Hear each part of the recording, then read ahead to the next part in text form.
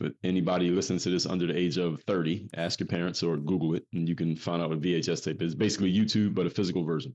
So that VHS tape, I knew that if you lose it or leave it in the sun or it gets wet, you lose all that footage. And that footage was the most valuable footage that I had because it was me playing against professional level players, which again, my college experience would not have provided that. So I took that footage, that tape, to an audio visual store and had them transfer the footage onto a digital CD. And that data CD, then I uploaded that footage to YouTube. And I didn't do it because I was trying to get myself known on the internet, because being known on the internet in 2005 was not a thing. Nobody was trying to do that. That wasn't a career aspiration like it is now. So, excuse me, when I put that footage on YouTube, I just left it there and didn't even pay attention, because who cares about putting videos on the internet in 2005? Nobody, including myself. I just went back and checked on YouTube maybe 6 months later just to make sure it was still there and there were comments on the video. People who I didn't know, no names, no faces, with random screen names. And it would say, hey, who taught you how to play? How often do you play? Who do you play for? What schools you go to?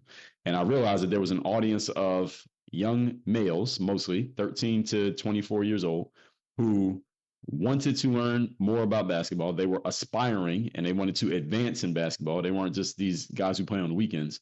And they were going to the internet to get information.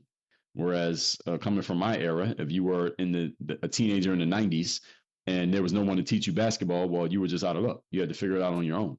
Whereas now, going into the early to mid 2000s, if you want to learn basketball and there was no one who you personally knew to teach you, you could go on the internet and get help. You could crowdsource your knowledge. And I realized this not immediately. It kind of hit my subconscious when I first saw it, but I didn't take advantage of it till maybe about 2007, 2008. That's when I started to go to the basketball gym with my cheap little $100 camera. This is before we had video cameras on our phones. And I would record with the thought in my mind that someone on YouTube was going to watch this.